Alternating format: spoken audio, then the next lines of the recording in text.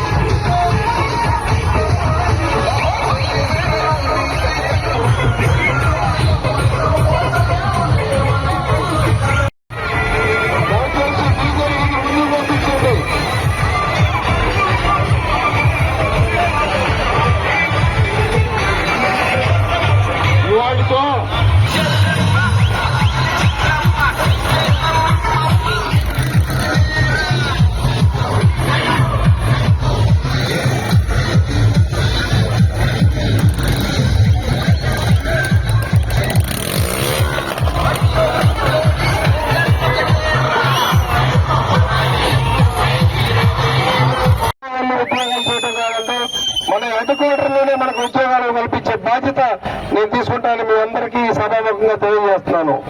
అట్లానే మహిళలకి వివిధ రకాల పథకాల రూపంలో స్వయం ఉపాధి కల్పించి వారికి కూడా వారి కాళ్ళ మీద వాళ్ళు నిలబడేట్టు చేసే బాధ్యత తెలుగుదేశం పార్టీ తరఫున నేను తీసుకుంటానని ఈ సభాముఖంగా తెలియజేస్తున్నాను. అట్లానే గత 5 సంవత్సరాలుగా మన కార్యకర్తలు నాయకులు ఎంతో ఇబ్బంది పడ్డారు. ప్రతిపక్షంలో ఉన్న 5 సంవత్సరాల్లో అధికార పక్షం పెట్టే వేధింపులకు గురయ్యారు. ఆ వేధింపులు అన్నిటికీ సంఖ్యలు విడిపోయే సమయం ఆసన్నమైంది.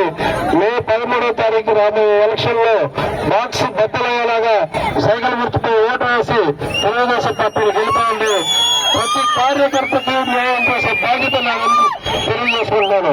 మన కార్యకర్తల మీద ఉన్న ఎటువంటి కేసులైనా మన గవర్నమెంట్ వచ్చినాక 90 రోజుల్లో సింగిల్ సైన్ తో తీసేపించే బాధ్యత రావాలని చెప్తున్నాను. అట్లానే మనకి ఎటువంటి పని కావాలన్నా ఎంఆర్ఓ ఆఫీసుల్లో కానీ పోలీస్ స్టేషన్ లో కానీ ఎటువంటి పని కావాలన్నా ఒకే ఒక్క ఫోన్ కాల్ తో పనిచేయించే బాధ్యత రావాలని ఈ సభాముఖంగా తెలియజేస్తాను. ఇంత స్వాగతం పోసిన మా కార్యకర్తలందరికీ తెలిసి నా పాదాలు అందరికీ నా కృతజ్ఞతలు. అందరూ తెలుగుదేశం పార్టీ మే 13వ తారీఖు జరగబోయే ఎలక్షన్ లో శేఖర్ గుర్తుపై ఓటు వేసి భాష్యం నన్ను అసెంబ్లీ అభ్యర్థిగా శ్రీకృష్ణదేవరాయలు గారిని ఎంపీ అభ్యర్థిగా గెలిపించాల్సిందిగా ప్రార్థిస్తున్నాను. అభ్యర్థిగా నాకు ఈ రోజున మన నాయకుడు చంద్రబాబు నాయుడు గారు బీఫామ్ ఇవ్వడం జరిగింది. ఈ రోజు బీఫామ్ ఇచ్చిన సందర్భంగా నాకు ఇక్కడ స్వాగతం పలికిన అమరావతి నాయకులకు, కార్యకర్తలకు, అట్లానే అమరావతి ముస్లిం సోదరులకు, అట్లానే వైశ్య సోదరులకు, కాపు సోదరులకు అందరికీ నా నమస్కారాలు. తెలుగుదేశం పార్టీ, జనసేన, బీజేపీ ఉమ్మడి అభ్యర్థిగా నాకు ఈ రోజున మన నాయకుడు చంద్రబాబు నాయుడు గారు బీఫామ్ ఇవ్వడం జరిగింది. ఈ రోజు బీఫామ్ ఇచ్చిన సందర్భంగా నాకు ఇక్కడ స్వాగతం పలికిన అమరావతి నాయకులకు, కార్యకర్తలకు, అట్లానే అమరావతి ముస్లిం సోదరులకు, అట్లానే వైశ్య సోదరులకు, కాపు సోదరులకు అందరికీ నా నమస్కారాలు. రాష్ట్రంలో గత 5 సంవత్సరాలుగా విధ్వంసం నడుస్తూనే ఉంది. మనం మన రాష్ట్రాన్ని అభివృద్ధి పదంలో నడపాలంటే మన నాయకుడు చంద్రబాబు నాయుడు గారు మన రాష్ట్రానికి అవసరం. ఆయన్ని మళ్లీ ముఖ్యమంత్రిగా చేసుకుంటే మాత్రమే మన రాష్ట్రం అభివృద్ధి గాడిలో పడుతుంది. రాష్ట్ర అభివృద్ధి కుంటుపడి రాష్ట్ర అల్లకల్లంగా ఉంది. ఈ పరిస్థితుల్లో చంద్రబాబు నాయుడు గారు ఒక్కరు మాత్రమే రాష్ట్రాన్ని ముందుకు తీసుకెళ్లారన్న విషయాన్ని మనం ప్రజల్లోకి తీసుకెళ్లాల్సిన అవసరం ఉందండి. రాజధాని అమరావతిని 3 ముక్కలు చేసి సైకో జగన్ 3 ప్రాంతాలకి 3 ముక్కలు ఇసిరేశాడు. కానీ ఆ 3 ముక్కలు కూడా అభివృద్ధి చేయకుండా గత 5 సంవత్సరాలుగా కాలక్షేపం చేశాడు.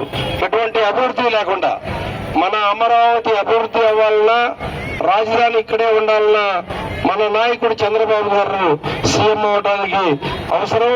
అట్లానే ఈ పెదకూరుపాడు అసెంబ్లీకి అభ్యర్థిగా నన్ను గెలిపించాల్సిందిగా మీ అందరూ ప్రార్థిస్తున్నాను. ఎందుకంటే అమరావతిని నేను గెలిపించిన వెంటనే 100 రోజుల్లో నేను అమరావతి ముత్తూరుకు సంబంధించిన రోడ్ల విషయంలో కానీ నియోజకవర్గంలో ఉన్న రోడ్ల విషయంలో ఒక ప్రణాళికాబద్ధంగా రోడ్లు స్టెప్ వేయించే బాధ్యత నాది. అట్లానే అమరావతిని టూరిజం గా డెవలప్ చేసే బాధ్యత నేను తీసుకుంటానని మీకు అందరికీ తెలియజేస్తాను. విజయవాడ రాజధాని ప్రాంతంలో తాడిపల్లి నియోజకవర్గంలో ఉన్న రాజధాని ప్రాంతానికి వచ్చిన ప్రతి వ్యక్తిని అమరావతి టూరిజం డెవలప్ చేసి ఇక్కడికి వచ్చే విధంగా చేసే బాధ్యత నేను తీసుకుంటానని చెప్తున్నాను.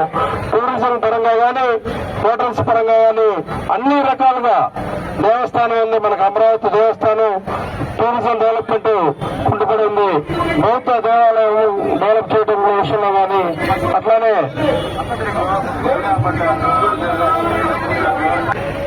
జ్ఞానబుద్ధ ప్రాజెక్ట్ విషయంలో కానీ అన్ని జాగ్రత్తలు తీసుకొని అమరావతిని అన్ని రకాలుగా డెవలప్ చేయడం కోసం నేను కృషి చేస్తానని సందర్భంగా మీ అందరికి మనవి చేస్తున్నానండి. అట్లానే యువతకు విద్య